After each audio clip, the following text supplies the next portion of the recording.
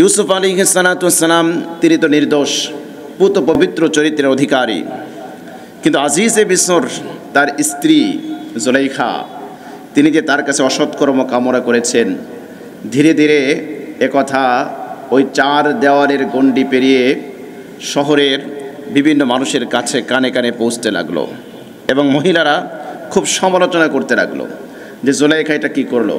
এরকম সম্ভ্রান্ত ঘরের একজন রমণী স্ত্রী, সেনাপ্রধানের স্ত্রী অথবা অর্থমন্ত্রীর স্ত্রী হয়ে তার কোলে লালিত পালিত হওয়া এক যুবক তার কাছ থেকে অসৎকর্ম কামনা করেছে, এটা কোনোভাবেই উচিত হয়নি। এটা জুলাইখার জন্য সাজে না। শহরের মহিলারা যখন একথা বলা শুরু করলো, আল্লাহ রাব্বুল আলামিন কোরআনের ভাষায় তাদের কথাগুলো তুলে ধরেছেন। وقال نسوة في المدينة امرأة العزيز تراود فتاها عن نفسه قد شغفها حبا إنا لنراها في ضلال مبين الله رب العالمين বলেন وقال نسوة في المدينة امرأة العزيز تراود فتاها عن نفسه শহরের মহিলাগণ বললেন ইমরাতুল আজিজ, আজিজের স্ত্রী, অর্থমন্ত্রী অথবা সেনাপ্রধানের স্ত্রী, তুরাবিদু ফাতাহা আন নাফসি, ফাতান মানে যুবক, তুরাবিদু মানে অসৎকর্ম কামনা করা, প্ররোচিত করা, কুপ্রবৃত্তি চরিতার্থ করা। আল্লাহ রাব্বুল আলামিন কোথাও কিন্তু এই মহিলার নাম উল্লেখ করেন নাই। আল্লাহ সুবহানাহু ওয়া তাআলা সূরা ইউসুফের মধ্যে কোনো জায়গায় আপনি জুলাইখার নাম খুঁজে পাবেন না। কোরআনে কারীমের রচনা শৈলী, বর্ণনা শৈলী এত চমৎকার, আল্লাহ রাব্বুল আলামিন কোথাও কোনো মহিলার নাম উল্লেখ করেন নাই। এখানে দেখুন অকাল নিসওয়া, নিসওয়া মানে মহিলা, ফিল মাদিনা শহরের মহিলা, যারা সম্ভ্রান্ত মহিলা আছে তারা বলতে লাগলো ইমরাতুল আজিজ, আজিজের স্ত্রী, অর্থমন্ত্রী বা সেনাপ্রধানের স্ত্রী, তুরাবিদু ফাতাহা আন নাফসি, এই সম্ভ্রান্ত মহিলা অর্থমন্ত্রীর স্ত্রী, সে তার যুবকের কাছ থেকে অসৎকর্ম কামনা করেছে। এটা সে কি করলো? এ কাজ তার দ্বারা কখনো শোভনীয় নয়। অশ্লীলতার চর্চা, অশ্লীলতা, পরকীয়া, নির্লজ্জতা, এগুলো কোনোদিন কোনো মানুষের মর্যাদা বৃদ্ধি করে না, বরং এগুলো কি করে? মানুষকে লাঞ্ছিত করে, অপমানিত করে। কদ শাগফাহা হুব্বা, কদ শাগফাহা হুব্বা, এ যুবকের ভালোবাসা তাকে উন্মত্ত করে দিয়েছে, এ যুবকের ভালোবাসা তাকে পাগল করে দিয়েছে, তাকে উন্মাদ করে দিয়েছে। জুলাইখা যখন এই অবস্থা হলো, তখন সম্ভ্রান্ত মহিলারা তারা বলছে কদ শাগফাহা হুব্বা, এ যুবকের ভালোবাসা তাকে উন্মাদ করে দিয়েছে, তাকে পাগল পারা করে দিয়েছে, তার চামড়া বিদীর্ণ করে তার কলিজা পর্যন্ত পৌঁছে গিয়েছে। ইন্না লানারাহা ফি দালালিম মুবিন। জুলাইখার সাথে এই মহিলারা, তারা কি মুসলিম ছিল? ছিল না। তারা কি মুসলিম ছিল? কথা বলেন, মুসলিম ছিল? ছিল না। তারা মুসলিম ছিল না, তারা ছিল বিভিন্ন দেবতায় বিশ্বাসী। তারপরেও দেখেন তারা কি বলে, ইন্না লানারাহা ফি দালালিম মুবিন, আমরা মনে করি যে জুলাইখা সুস্পষ্ট ভ্রষ্টতার মধ্যে রয়েছে। তার মানে হচ্ছে সব ধর্মে, সব জায়গায় এই পরকীয়া, অশ্লীলতা, এগুলোকে তারা ভালো মনে করতো না খারাপ মনে করতো? খারাপ মনে করতো। তারা তো মুসলমান ছিল না, তারা আমুন দেবতার পূজা করত, মূর্তি পূজা করত। তারপরেও তারা বলছে ইন্না লানারাহা ফি দালালিম মুবিন, আমরা জুলাইখাকে মনে করি সে ভ্রষ্টতার মধ্যে আছে, ভ্রান্তির মধ্যে আছে, ভুলের মধ্যে আছে, আমরা তাকে সঠিক পথে আছে মনে করি না। জুলাইখা যখন দেখলো যে যা হবার তা হয়ে গিয়েছে, খারাপ নিউজ তো খুব তাড়াতাড়ি সমাজে ছড়ায়, সমাজে তাড়াতাড়ি ছড়ায় না, খুব দ্রুত সমাজে ছড়িয়ে পড়ে, ব্যাড নিউজ খুব তাড়াতাড়ি ছড়ায়। যখন দেখলো যা হবার তাই হলো, এত নিষেধ করার পরেও খাদেমা, সেবিকা যারা সেখানে ছিল সবাইকে নিষেধ করে দিল, খবরদার এ ব্যাপারে কার সাথেও বলবা না, কাউকে কিছু বলবা না। কিন্তু অল্প সময়ের মধ্যেই সমাজের মধ্যে এটা ছড়িয়ে গেল, এমনকি মহিলারা পর্যন্ত কানাঘুষা শুরু করে দিয়েছে। তারা নিন্দা করা শুরু করেছে, ইন্না লানারাহা ফি দালালিম মুবিন। এবার জুলাইখা চিন্তা করলো কিছু একটা তো করা দরকার, যেহেতু তারা আমার বিরুদ্ধে ষড়যন্ত্র করে, সমালোচনা করে, তাদের একটা জবাব দেওয়া দরকার। সে কি করলো? ফালাম্মা সামিআত বিমাকরিহিন্না আরসালাত ইলাইহিন্না ওয়া আ'তাদাত লাহুন্না মুত্তাকাআন ওয়া আতাত কুল্লা ওয়াহিদাতিন মিনহুন্না সিক্কিনা ওয়া ক্বালাত ইখরুজ আলাইহিন। জুলাইখা যখন শুনলো তাদের সমালোচনা, সে এক কাজ করলো। ফালাম্মা সামিআত বিমাকরিহিন্না, সে যখন এই সকল মহিলাদের চক্রান্ত শুনলো, মহিলারা তো তার সমালোচনা করেছে, কিন্তু কোরআন এখানে বলছে ষড়যন্ত্র, চক্রান্ত। কেন চক্রান্ত হিসেবে উল্লেখ করলো? দুইটা ব্যাখ্যা এসছে।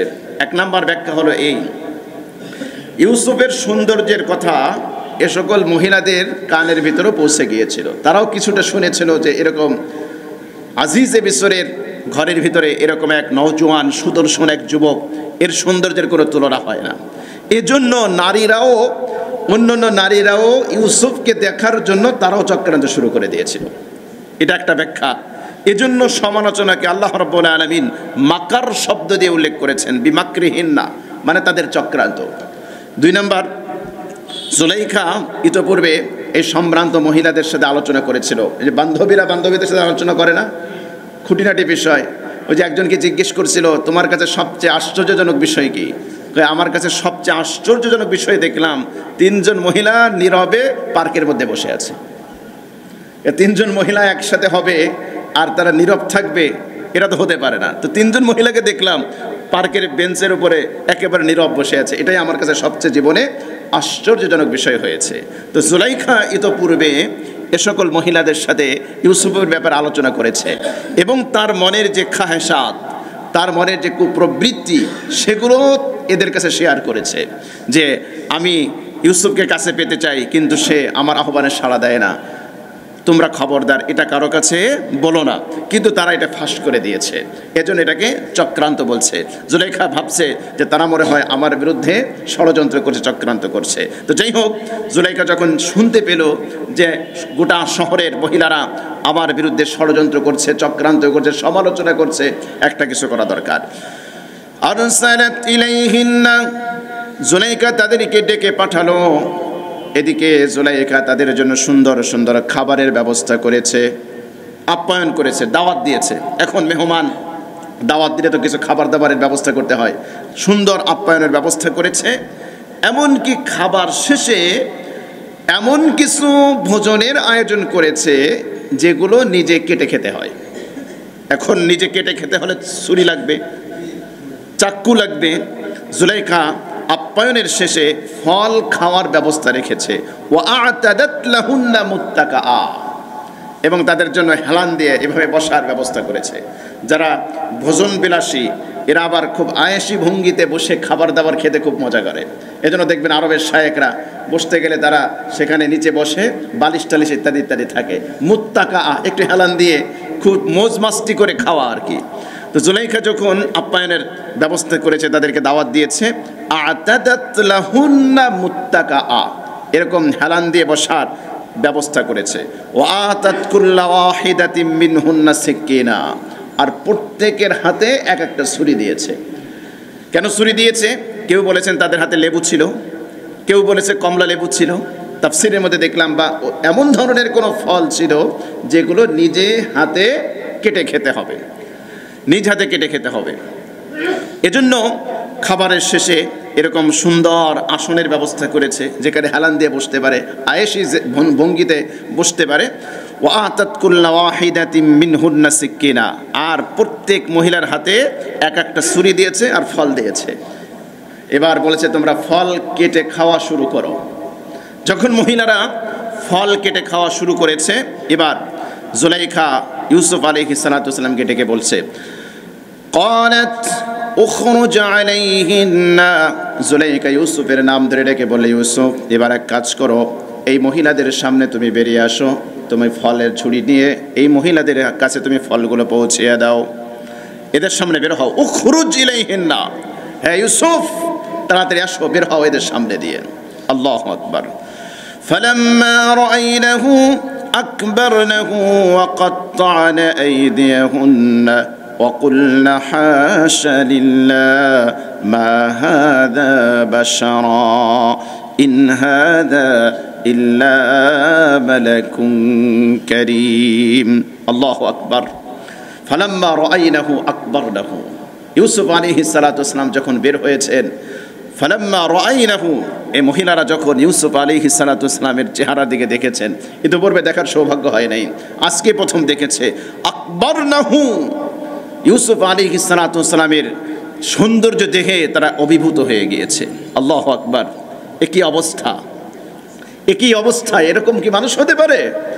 এত সুন্দর চেহারা, তার জ্ঞান গরিমা, তার যে একটা গাম্ভীর্য, তার চেহারার যে একটা সৌন্দর্য, আকবারনাহু, একেবারে তারা বিমোহিত হয়ে গিয়েছে। অকাত্তা'না আইদিয়াহুন্না, আর ফল কাটার পরিবর্তে প্রত্যেক মহিলা ছুরি দিয়ে তাদের হাতের আঙ্গুলগুলো তারা কেটে ফেলেছে। সুবহানাল্লাহ বলেন। আল্লাহু আকবার। অকাত্তা'না আইদিয়াহুন্না ওয়া কুলনা হাশা লিল্লাহ। আল্লাহু আকবার। আর তারা বলে উঠেছে হাশা লিল্লাহ, আল্লাহর মহিমা বড় অদ্ভুত, কতই না চমৎকার আল্লাহর মহিমা। মাহাদা বাশারা, এ ব্যক্তি তো মানুষ হতে পারে না, মানুষের চেহারা এমন হতে পারে না।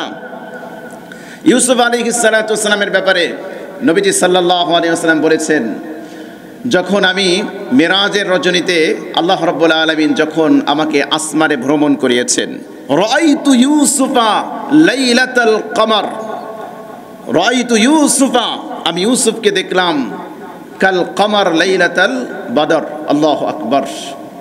ইউসুফকে আমি যখন দেখলাম আসমানে, তখন আমার কাছে মনে হচ্ছিল যে এক টুকরো পূর্ণিমার চাঁদ যেরকম ঝলমল করে, ইউসুফের চেহারাটা এরকম নূরে ঝলমল করতেছে।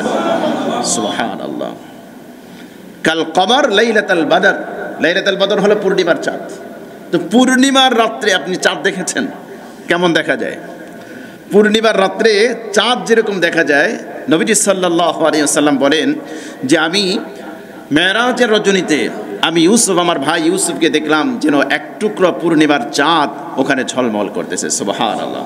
তাফসীরে মাযহারিতে লিখেছে, ইউসুফ আলাইহিস সালাতু ওয়াস সালামকে আল্লাহ পাক এমন সৌন্দর্য দিয়েছিলেন, ইউসুফ আলাইহিস সালাতু ওয়াস সালাম যখন রাস্তা দিয়ে হেঁটে যেতেন, আপনারা দেখে থাকবেন অনেক সময় সূর্যের আলো যদি কাচের উপর পড়ে, রিফ্লেক্স হয় না, প্রতিবিম্ব হয়, এই কাছে লাগলে এখান থেকে অন্যত্র গিয়ে সেই জায়গাটাও আলোকিত করে।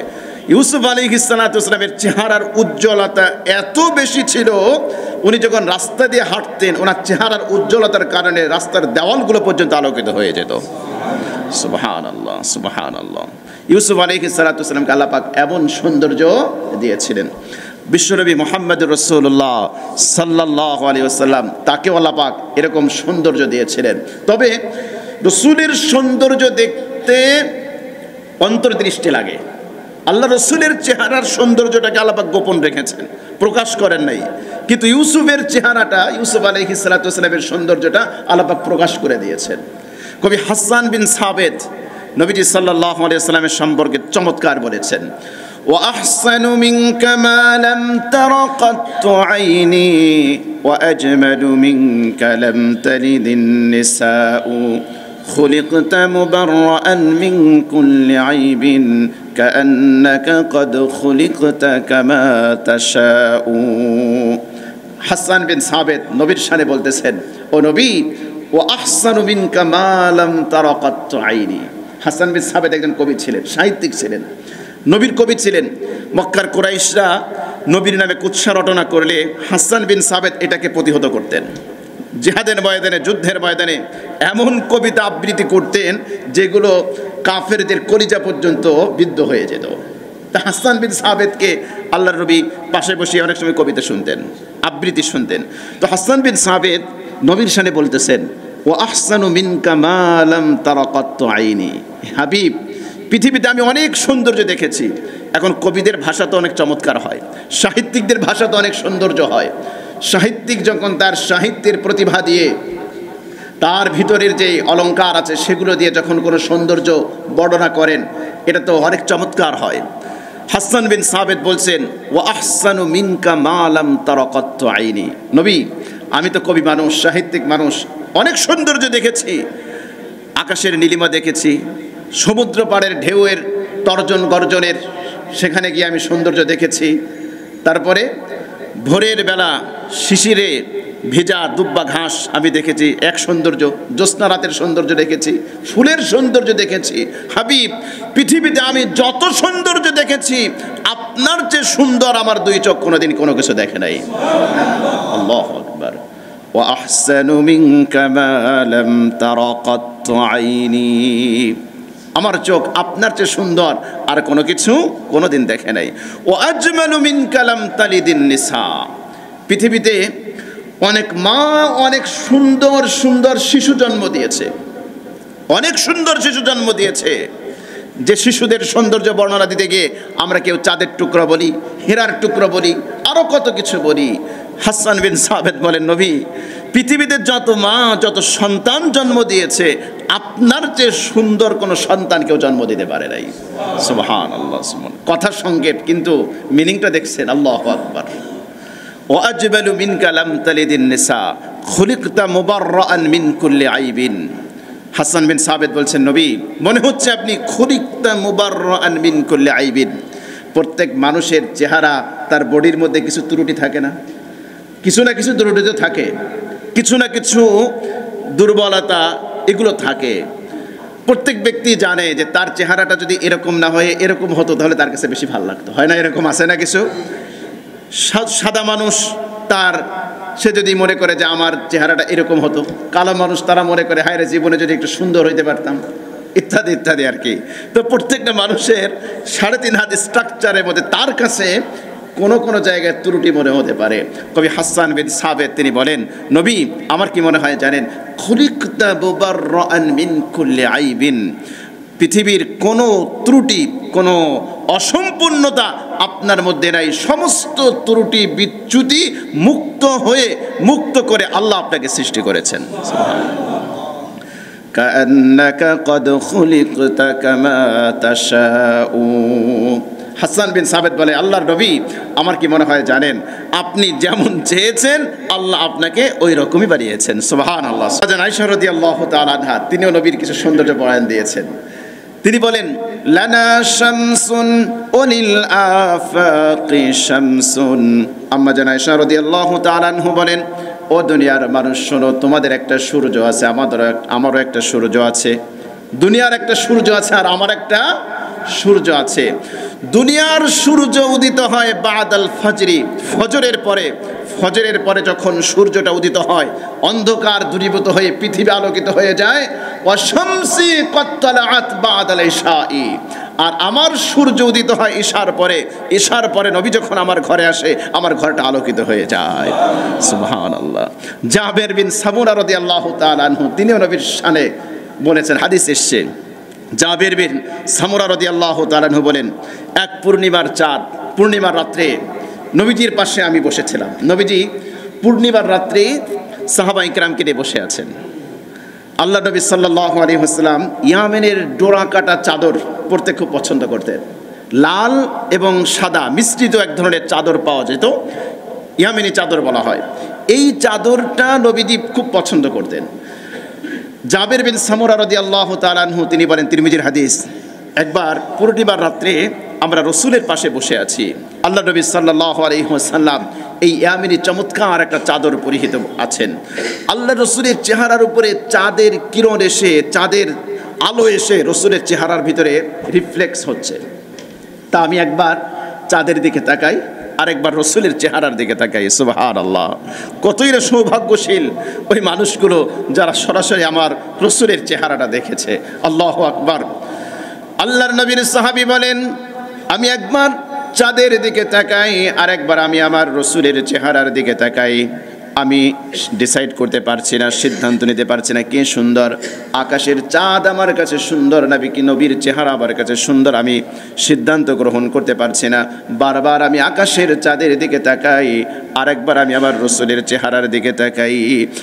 এভাবে অনেকক্ষণ যাওয়ার পরে আমার কাছে স্পষ্ট হলো আকাশের চাঁদ সুন্দর নয়, ওই পূর্ণিমার রাতের চাঁদের চেয়ে আমার নবীর চেহারা হাজার গুণ সুন্দর। সুবহানাল্লাহ, সুবহানাল্লাহ, সুবহানাল্লাহ। তো যাই হোক, ইউসুফ আলাইহিস সালাতু ওয়াস সালাম যখন বের হয়েছেন, ফালাম্মা রাআইনাহু আকবারনাহু, তারা একেবারে অভিভূত হয়ে গিয়েছে। তারা অকত্তান আইদিয়াহুন্না, তারা ফল কাটার পরিবর্তে তারা তাদের আঙ্গুলগুলো কেটে ফেলেছে।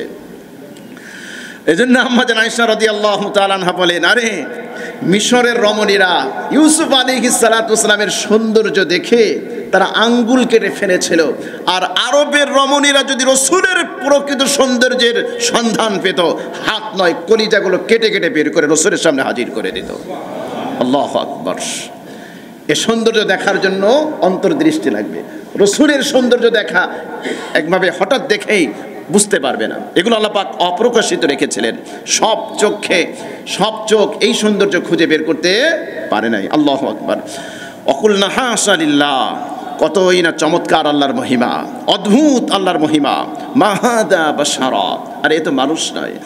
ইন হাদা ইল্লা মালাকুন কারীম, এটা এক সম্মানিত ফেরেশতা, এটা এক সম্মানিত ফেরেশতা। মানুষ তো এরকম হতে পারে না, এত চমৎকার, এত সুন্দর মানুষ হয় কি করে?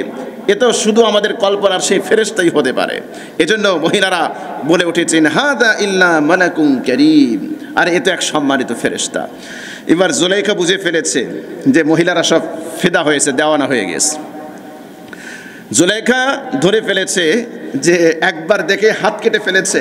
জুলাইখা ডেকে বলে, এক নজর ইউসুফকে দেখেই তোমরা তোমাদের হাত কোরবান করে দিলা, আর 30টা বছর পর্যন্ত, 13 বছর থেকে 30 বছর পর্যন্ত এতগুলো বছর ইউসুফ আমার ঘরে লালিত পালিত হয়েছে, তাহলে বোঝো আমার কি অবস্থা হবে। আল-ইয়াযু বিল্লাহ। তখন সে বলে, قالت فذلكن الذي لمتنني فيه ولقد راودته عن نفسه فاستعصم। জুলাইখা বলল, এই সেই ব্যক্তি লুমতুন্নানি বি, যার ব্যাপারে তোমরা আমার নিন্দা করেছ, তোমরা আমার সমালোচনা করছো। এই তো সেই ব্যক্তি, যেই ব্যক্তিকে এক নজর দেখে তোমরা আঙ্গুল কেটে ফেলেছো, হাত কেটে ফেলেছো। এই সেই ব্যক্তি যার ব্যাপারে তোমরা আমার সমালোচনা করো, তোমরা আমাকে ক্রিটিসাইজ করো, আমার অগোচরে তোমরা আমার ষড়যন্ত্র করো। ওয়ালাকাদ রাওয়াতুহু আন নাফসিহি ফাস্তাসম, আমি তার কাছে অসৎ কর্ম কামনা করেছি ঠিকই, ফাস্তাসম, কিন্তু সে আমার ডাকে সাড়া দেয় নাই, সে পবিত্র জীবন যাপন করেছে। সুবহানাল্লাহ বলেন। আল্লাহ রাব্বুল আলামিন জুলাইখার বুক দিয়ে ইউসুফ আলাইহিস সালাতু ওয়াস সালামের নিষ্কলুষতা পবিত্রতার স্বীকৃতি নিয়ে নিয়েছেন। ফাস্তাসম, সে নিজেকে গুটিয়ে রেখেছে, সে আমার আহ্বানে সাড়া দেয় নাই, সে আমার কুপ্রবৃত্তি চরিতার্থ করে নাই, সে আমার ডাকে সাড়া দেয় নাই, আমার লালসায় সে শিকার হয় নাই। এবার স্বার্থ সিদ্ধির জন্য মানুষ প্রথমে মিষ্টি মিষ্টি মিঠা মিঠা কথা কয়, দেখি মিঠা কথায় ভোলানো যায় কিনা। এতক্ষণ পর্যন্ত জুলাইখা ইউসুফ আলাইহিস সালাতু ওয়াস সালামের সাথে কোনো কঠোরতা করে নাই। শুধুমাত্র ইউসুফ, তোমার নাকটা সুন্দর, তোমার চেহারাটা সুন্দর, তোমার চুলগুলো খুব সুন্দর। ইউসুফ আলাইহিস সালাতু ওয়াস সালাম বলেন, আমি যখন মারা যাব সর্বপ্রথম এই সুন্দর চুলগুলো আমার মাথা থেকে আলাদা হয়ে যাবে, এই নাকটা পচে যাবে, এখান দিয়ে দুর্গন্ধ বের হবে, ইত্যাদি ইত্যাদি। ইউসুফ আলাইহিস সালাতু ওয়াস সালামকে চাচ্ছে প্রশংসার বানে ঘায়েল করতে, কিন্তু আল্লাহ রাব্বুল আলামিনের পয়গম্বর, আল্লাহ পাকের হেফাজত তার উপরে আছে, তিনি নিজেকে গুটিয়ে রেখেছেন। এজন্য দেখবেন কিছু মানুষ আছে যারা নিজের বইয়ের প্রশংসা কখনো করে না, কিন্তু ভাবির প্রশংসা ঠিকই করে। আছে না নাই? নাই? আল্লাহু আকবার। ভাবির দেখলে ভাবির প্রশংসা করতে করতে একেবারে ফেদা, কিন্তু নিজের বউরে কোনোদিন একটা কয় না মাশাআল্লাহ। ওই যে এক হুজুর একদিন ওয়াজ করছে, রান্না বান্না খাইলে বইয়ের প্রশংসা করবা। তো বেচারা ওয়াজটা শুনে আসছে, আসার পরে চিন্তা করলো সারা জীবন তো বউরে গালমন্দ করলাম, আজকে একটু প্রশংসা করবো, যেহেতু ওয়াজ শুনে আসছি। তো ঘটনা করবে, রাতের খাওয়া শেষ, তাই মাশাআল্লাহ তোমার হাতের রান্না তো খুব সুন্দর। বউ তো শলা নিয়ে আসছে, ঝাড়ু নিয়ে আসছে পিটাইতে। কয় কি হলো? আমি তোমার প্রশংসা করলাম আর তুমি আমার পিটাইতে আসলাম।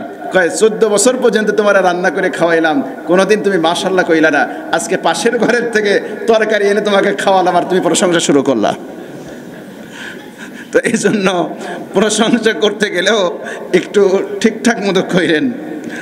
যাই হোক, মিষ্টি মিষ্টি কথা দিয়ে এতক্ষণ পর্যন্ত ইউসুফ আলাইহিস সালাতুসসালামকে ভোলানোর জন্য সে চেষ্টা করেছে, কিন্তু কাজ হয় নাই। এবার কি বলে, ওয়ালাইন লাম ইয়াফআল মা আমরুহু লায়ুসজানান্না ওয়া লায়াকুনা মিনাস সাগিরিন। জুলাইখা বলে, যদি আমি তাকে যেই নির্দেশ দেই সেই নির্দেশ যদি সে পালন না করে, লায়ুসজানান্না, অবশ্যই অবশ্যই তাকে জেলখানায় পোড়া হবে, আর সে হবে ক্ষতিগ্রস্তদের অন্তর্ভুক্ত, হীনদের অন্তর্ভুক্ত হয়ে যাবে। এতদিন পর্যন্ত রাজপ্রাসাদে লালিত পালিত হয়েছে, এতদিন পর্যন্ত সম্ভ্রান্ত ফ্যামিলিতে লালন পালন হয়েছে, যদি সে আমার নির্দেশ পালন না করে, ওয়ালা ইল্লাম ইয়াফআল মা আমুরু, এতক্ষণ পর্যন্ত তো আমি তাকে বিভিন্নভাবে ফুসলিয়েছি, বিভিন্নভাবে তাকে বোঝানোর চেষ্টা করেছে, কিন্তু সে আমার ডাকে সাড়া দেয় নাই। আমি তাকে যা নির্দেশ করি সে যদি আমার নির্দেশ পালন না করে, লায়ুস জানান্না, অবশ্যই অবশ্যই তাকে জেলখানায় নিক্ষেপ করা হবে, জেলখানায় বন্দি করা হবে, ওয়ালাকুনা মিনাস সাগিরিন, আর সে হবে ক্ষতিগ্রস্তদের অন্তর্ভুক্ত, হীনদের অন্তর্ভুক্ত। জেলখানার জীবন সেটা তো জেলখানা, জেলখানা তো ভাই জেলখানা, যতই সুখে থাকুক না কেন জেলখানা, ওটা কি জেলখানা, ওটা মুক্ত বাতাস ওখানে যায় না। যাই হোক, জেলখানার ইতিহাস আজকে আমরা ওদিকে না যাই। ইউসুফ আলাইহিস সালাতুসসালাম যখন শুনলেন যে এই অবস্থা, তার নির্দেশ পালন না করলে আমাকে জেলখানায় যেতে হবে, ইউসুফ আলাইহিস সালাতুসসালাম আল্লাহর কাছে দোয়া করতেছে, ক্বালা রাব্বিস সিজনু আহাব্বু ইলাইয়া মিম্মা ইয়াদউনানি ইলাইহি ওয়া ইল্লা তাসরিফ আন্নী কাইদাহুন্না আসবু ইলাইহিন্না ওয়া আকুম মিনাল জাহিলিন। ইউসুফ আলাইহিস সালাতুসসালাম আল্লাহকে ডেকে বলেন, রব্বি, হে আমার প্রতিপালক, আস-সিজনু, জেলখানা, আহাব্বু ইলাইয়া, আমার কাছে প্রিয়, মিম্মা ইয়াদউনানি ইলাইহি, এ সকল মহিলা আমাকে যে খারাপ কাজের দিকে ডাকে, আমাকে যে অশ্লীল কাজের দিকে আহ্বান করছে, এর চেয়ে জেলখানা আমার কাছে প্রিয়। যদিও ইউসুফ আলাইহিস সালাতুসসালাম নিজের চরিত্রকে নিষ্কলুষ রাখার জন্য এটা দোয়া করেছেন, কিন্তু এভাবে দোয়া করা যাবে না, এটা বলা যাবে না। তাফসীরের ভিতরে দেখলাম যে ইউসুফ আলাইহিস সালাতুসসালাম 3 জায়গায় তার ইজতিহাদি খতা হয়েছে। তিনি এই জায়গায় আল্লাহর কাছে দোয়া করেছেন যে আল্লাহ, তারা যেদিকে আহ্বান করে এর চেয়ে জেলখানা আমার কাছে ভালো। ঠিক আছে, এটা এই সঠিক জায়গা, এটা ঠিক আছে, কিন্তু এভাবে দোয়া করা যাবে না। আল্লাহর কাছে দোয়া করতে হবে, আল্লাহ এদের চক্রান্ত ষড়যন্ত্র থেকে আমাকে তুমি মুক্ত করো। আল্লাহর নবী দেখলেন এক সাহাবী মসজিদে নববীতে বসে দোয়া করে, রব্বুল আলামিন, আমাকে তুমি বিপদে ধৈর্য ধারণ করার তৌফিক দান করো। আল্লাহর নবী ডেকে বললেন, আমার সাহাবী রে, হো আমার সাহাবী, তুমি তো বিপদকে ডেকে আনতেছো, খবরদার খবরদার, আল্লাহর কাছে কখনো এভাবে দোয়া করো না, বরং আল্লাহর কাছে বিপদ থেকে মুক্তির দোয়া করো। অনেকে আমরা বলি না, আমাকে ধৈর্য দাও, এভাবে দোয়া করবেন না, দোয়া করবেন, আল্লাহ এই বিপদ থেকে আমাকে মুক্তি দাও, এই মুসিবত থেকে আমাকে মুক্তি দাও, আল্লাহ এর থেকে আমাকে উদ্ধার করো, এভাবে দোয়া করতে হবে। তো ইউসুফ আলাইহিস সালাতুসসালাম তিনি হয়তো ভেবেছেন যে এখানে থাকলে আমার দ্বারা কোনো অসৎকর্ম হয়ে যেতে পারে, এজন্য তিনি আল্লাহর কাছে দোয়া করেছেন। পয়গম্বরদের চিন্তা ওইরকমই হয়ে থাকে, তারা কষ্ট মেনে নিতে রাজি, কিন্তু গুনাহের দিকে পা বাড়াতে রাজি নয়, যেটা দোয়া থেকেই বোঝা যায়। রব্বিস সিজনু আহাব্বু ইলাইয়া মিম্মা ইয়াদউনানি ইলাইহি, আয় আল্লাহ, এই মহিলারা যেদিকে আমাকে ডাকছে ওর থেকে জেলখানা আমার কাছে প্রিয়। আল্লাহু আকবার। আর আমরা চিন্তা করি এর বিপরীত, গুনাহ থেকে বাঁচার জন্য কষ্ট তো দূরের কথা, আরও কৌশল অবলম্বন করে কিভাবে গুনাহ করা যায় সেই ফোন দিয়ে আটতে থাকি। পয়গম্বরদের চিন্তা দেখেন, কিভাবে তারা জেলখানার কারাজীবনকে মেনে নিয়েছে, তবুও গুনাহের দিকে পা বাড়ায় নাই। আল্লাহু আকবার। ওয়াইল্লা তাসরিফ আন্নি, রব্বুল আলামিন, তাদের চক্রান্ত থেকে আমাকে তুমি রক্ষা করো। ওয়াইল্লা তাসরিফ আন্নি কাইদাহুন্না আসবু ইলাইহিন্না ওয়া আকুম মিনাল জাহিলিন, নতুবা হতে পারে আমি চাপে পড়ে তাদের কুটকৌশলের কাছে, তাদের চক্রান্তের কাছে আমি রব্বুল আলামিন গুনাহের দিকে অগ্রসর হয়ে যেতে পারি, আমাকে তুমি উদ্ধার করো। ইউসুফ আলাইহিস সালাতুসসালাম এভাবে এই নারীদের চক্রান্ত থেকে বাঁচার জন্য কার কাছে দোয়া করলেন? আল্লাহর কাছে দোয়া করলেন। তবে এইভাবে যদি দোয়া না করতেন, তাফসিরের ভিতরে দেখলাম যে ইউসুফ আলাইহিস সালাতু ওয়াস সালাম যদি এটা না বলতেন, আল্লাহ এদের চক্রান্ত থেকে জেলখানা আমার কাছে প্রিয়, হয়তো তাকে আল্লাহ পাক জেলখানায় পাঠাতেন না। আরেক জায়গায় তার ইজতিহাদি খতা হয়েছিল। ইউসুফ আলাইহিস সালাতু ওয়াস সালাম জেলখানায় তার সাথে দুজন ঢুকেছিল, যেটা আমরা আগামী সপ্তাহে আলোচনা করবো ইনশাআল্লাহ। তারা যখন মুক্তি পায় তো একজনের কাছে ইউসুফ আলাইহিস সালাতু ওয়াস সালাম বলেছিলেন যে তোমার মালিকের কাছে কইও আমাকে নির্দোষে কোনো নিরপরাধের, আমার কোনো অপরাধ নাই, অপরাধ ছাড়াই আমাকে এখানে জেলখানে আটকে রেখেছেন। তো এটা আল্লাহ রাব্বুল আলামিন পছন্দ করেন নাই। তো সামনে এটা আলোচনা আসবে। ইউসুফ আলাইহিস সালাতু ওয়াস সালাম যখন এটা দোয়া করলেন, আল্লাহ এদের চক্রান্ত থেকে আমাকে হেফাজত করো, প্রয়োজনে জুলাইখা যে বলছে আমাকে জেলখানায় ভরবে, আমাকে জেলখানায় পুরে রাখবে, পুরুক, সমস্যা নাই, ওটা আমার কাছে ভালো, এই সমস্ত খারাপ অশ্লীল কাজ থেকে বেঁচে থাকার জন্য। فاستجاب له ربه فصرف عنه كيدهن إنه هو السميع العليم। আল্লাহ রাব্বুল আলামিন ইউসুফ আলাইহিস সালাতু ওয়াস সালামের দোয়া কবুল করলেন, এ মহিলাদের চক্রান্ত থেকে তাকে দূরে রাখলেন। ইন্নাহু হুয়াস সামিউল আলিম, নিশ্চয়ই আল্লাহ রাব্বুল আলামিন সর্বশ্রোতা সর্বজান্তা। আপনি প্রার্থনা করবেন কার কাছে? আল্লাহর কাছে করতে হবে। কিছু মানুষ আমরা আছি যারা সরাসরি আল্লাহকে ডাকতে নারাজ, যারা সরাসরি আল্লাহকে ডাকে না, পীরের মাধ্যমে ডাকে, বাবার মাধ্যমে ডাকে। খবরদার, খবরদার, এটা করবেন না। আল্লাহ রাব্বুল আলামিন বলছেন উদউনি আস্তাজিব লাকুম, বান্দা আমাকে ডাকো, আমি তোমাদের আহ্বানে সাড়া দেব, আমি তোমাদের ডাকে সাড়া দেব।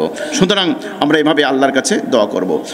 যখন এই ঘটনা ঘটলো, এখন আজিজে মিসর দেখলো চতুর্দিকে যেভাবে সমালোচনা শুরু হয়েছে, এটা থেকে বেঁচে থাকার তো কোনো উপায় নাই।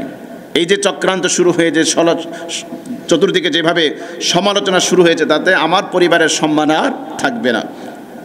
অথবা জুলাইখা বলতেছে যে মানুষ তো আমাকে দোষী সাব্যস্ত করছে, হয় তাকে জেলখানায় ভরো, না হলে আমাকে অনুমতি দাও, আমি মানুষের কাছে গিয়ে বলি যে আমি নির্দোষ, আমি নির্দোষ, এটা প্রমাণ করতে দাও, নতুবা তাকে তাড়াতাড়ি জেলখানায় ভরো, তা না হলে মানুষ আমাদেরকে দোষারোপ করবে।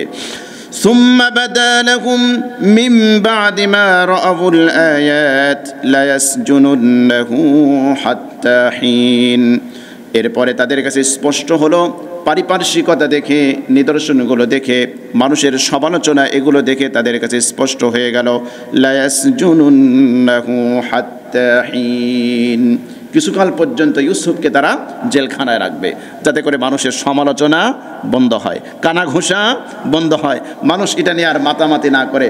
এজন্য তারা চিন্তা করলো যে এই সমালোচনা থেকে বাঁচার জন্য, এভাবে অপবাদ থেকে বাঁচার জন্য কিছুকাল পর্যন্ত ইউসুফকে জেলখানায় রাখবো। এরপরে মানুষ যখন এগুলো নিয়ে ভুলে যাবে, এগুলো যখন কানাঘুষা বন্ধ হয়ে যাবে, তখন ইউসুফকে ওখান থেকে বের করে নিয়ে আসবো। এই ভেবে তারা ইউসুফ আলাইহিস সালাতু ওয়াস সালামকে, একজন নির্দোষ, এত কিছু দেখার পরেও একজন বালক, তার সপক্ষে আল্লাহ রাব্বুল আলামিন কুদরতিভাবে তার জবান খুলে দিলেন, এবং দরজাগুলো অলৌকিকভাবে আল্লাহ রাব্বুল আলামিন খুলে দিলেন, যে দরজাগুলো কেউ চাবি ছাড়া খুলতে পারে না। শুধুমাত্র চাবি দিয়েও খোলা যায় না, কিছু কিছু লক আছে না, শুধু চাবি দিলেই খোলে না, তার কিছু গোপন কিছু কোড টোড আছে, সেগুলো না মিললে, দুইটা অনেক আছে লক, যেগুলো দুইটা চাবি না ঢুকাইলে খুলে না। তো এরকম তালাগুলো আল্লাহ রাব্বুল আলামিন অলৌকিকভাবে ইউসুফ আলাইহিস সালাতু ওয়াস সালামের স্পর্শ ছাড়াই আল্লাহ পাক এই লকগুলোকে খুলে দিয়েছেন। ছোট্ট বালককে আল্লাহ পাক কথা বলিয়ে ইউসুফ আলাইহিস সালাতু ওয়াস সালামের নির্দোষ, ইউসুফ আলাইহিস সালাতু ওয়াস সালামের নিষ্কলুষতা, পবিত্রতাকে প্রমাণ করেছেন। তারপরেও তারা চিন্তা করলো যে না, ইউসুফকে কিছুদিন জেলখানায় রাখতে হবে। তো ইউসুফ আলাইহিস সালাতু ওয়াস সালাম যখন জেলখানায় প্রবেশ করলো, তার সাথে আরও দুইজন যুবক তারাও প্রবেশ করলো। এখান থেকে ইনশাআল্লাহ জেলখানায় গিয়ে কী কী ঘটলো সেটা আমরা আগামী সপ্তাহে, আমরা আল্লাহ রাব্বুল আলামিন তৌফিক দিলে আমরা আলোচনা করব ইনশাআল্লাহ।